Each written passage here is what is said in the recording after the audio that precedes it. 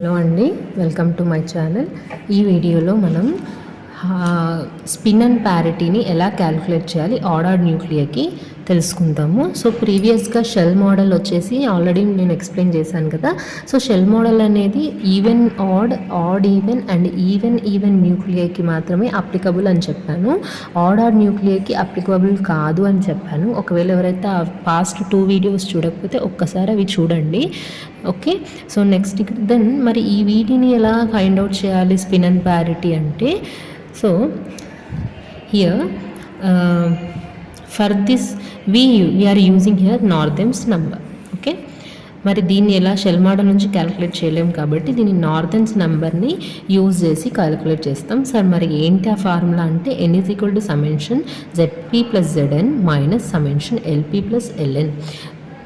So we know that Z అంటే ఏంది, total angular momentum number. So quantum number ZP minus ZP. So దీన్ని మనం simplify చేస్తే ZP minus LP plus ZN minus LN. ఇక్కడ P ఏంటంటే proton number and neutron అన్నట్టు. Okay, ప్రోటాన్స్కి Z value and న్యూట్రాన్స్కి Z వాల్యూ, రైట్. సో ఇక్కడ note వచ్చేసి n ఈజ్ ఈక్వల్ టు 0. ఒకవేళ మనకి n వాల్యూ 0 వస్తే అప్పుడు స్పిన్ ఫార్ములా ఏంటంటే ఇది I is equal to ZP minus ZN. ఒకవేళ n అనేది మనకి ప్లస్ ఆర్ మైనస్ 1 వచ్చేస్తే స్పిన్కి ఫార్ములా ఏంటంటే I is equal to ZP plus ZN, right. So next parity ఏంటి అంటే ఆల్రెడీ మనం ఇక్కడ ఆర్డర్డ్ వాటికే క్యాలిక్యులేట్ చేస్తున్నాం కాబట్టి ఆర్డర్డ్కి పాజిటివ్. ఒకవేళ ఈవెన్ అయితే మనకు పాజిటివ్ వస్తుంది, ఈవెన్ ఆడ్కి ఆడ్ ఈవెన్కి మాత్రం నెగిటివ్ వస్తుంది. మనం ఇక్కడ ఈ సెషన్లో మనం ఆర్డర్డ్ గురించి నేర్చుకుంటున్నాం కాబట్టి ప్యారిటీ అనేది positive. Okay, so for example here I'm taking phosphorus 1530. సో దీనికి Z వాల్యూ వచ్చి 15 అండ్ N వాల్యూ కూడా 15, both are ordered nuclei, right. So దీనికి ఎలా క్యాలిక్యులేట్ చేయాలంటే, ఓకే, ఇక్కడ ZP is equal to ZN and LP is equal to LN. ఎందుకంటే 15 ఎలక్ట్రాన్సే కాబట్టి last single electron unpaired electron it accommodates in same type of shells కదా. So N is equal to మనకి northern number ఏంటి, N is equal to ZP minus LP plus ZN minus LN. So అక్కడ నుంచి 2ZP minus 2LN, ఎందుకంటే రెండు equal కాబట్టి నేను అలా రాసేసుకున్నాను.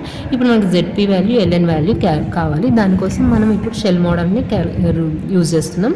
That is 1s1/2, 1p3/2, 1p1/2, 1d5/2 and 2s1/2. ఇక్కడ మనకు మ్యాక్సిమం 2 ఎలక్ట్రాన్స్, ఇక్కడ 4, ఇక్కడ 2, ఇక్కడ 6 అండ్ ఇక్కడ 2. ఈ మరి ఇవి ఎలా ఏంటి మీకు అర్థం కాలేదంటే ఒక్కసారి నా ప్రీవియస్ వీడియోస్ చూస్తేనే ఇవి అర్థమవుతాయండి. ఒక్కసారి ఆ వీడియోస్ చూసాకే ఈ వీడియో చూడండి. ఓకే, సో ఇప్పుడు మనకి మొత్తం 15 ఎలక్ట్రాన్స్ అకామిడేట్ చేస్తాం కాబట్టి ఇక్కడ already 2, next plus 6 plus 2 8, 8 plus 6 ఎంత 13 14 I think, right 14. So last 15 electron వచ్చేసి అకామిడేట్స్ ఇన్ 2s1/2. ఓకే, ఇప్పుడు మనకి ఐకి ఫార్ములా ఏంటి, J value whole power parity. ఇక్కడ J వాల్యూ ఎంత, ఇక్కడ 1/2. సో 1/2 అనేది J వాల్యూ. బట్ మనకి ఇక్కడ ఆర్డర్డ్కి కాబట్టి ఇది కాదు సొల్యూషన్. మనం నార్దర్న్ నెంబర్ని రూల్ ఫాలో అవుతున్నాం కాబట్టి ఇది 2ZP మైనస్ 2LN. ఇక్కడ మనం నార్దర్న్ నెంబర్ని క్యాలిక్యులేట్ చేయాలి. So 2 into 1/2 minus 2 into L value ఎంత, ఇక్కడ S ఆర్బిటాల్ కదా, S ఆర్బిటాల్కి L వాల్యూ ఎంత 0.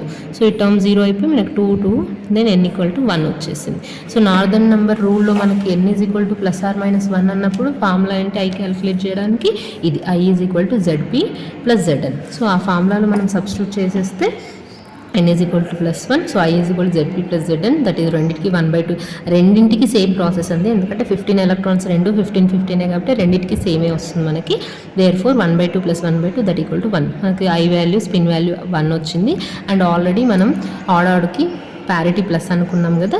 So the answer is 1 plus. So I value ఎంత, spin and parity value 1 plus. Okay, నా వీడియో కనుక నాకు నచ్చినట్లయితే లైక్ చేయండి, నాకు సపోర్టివ్గా ఉంటుంది, అండ్ షేర్ చేయండి ఎవరికైనా యూజ్ అవుతే, and subscribe to my channel. Thank you.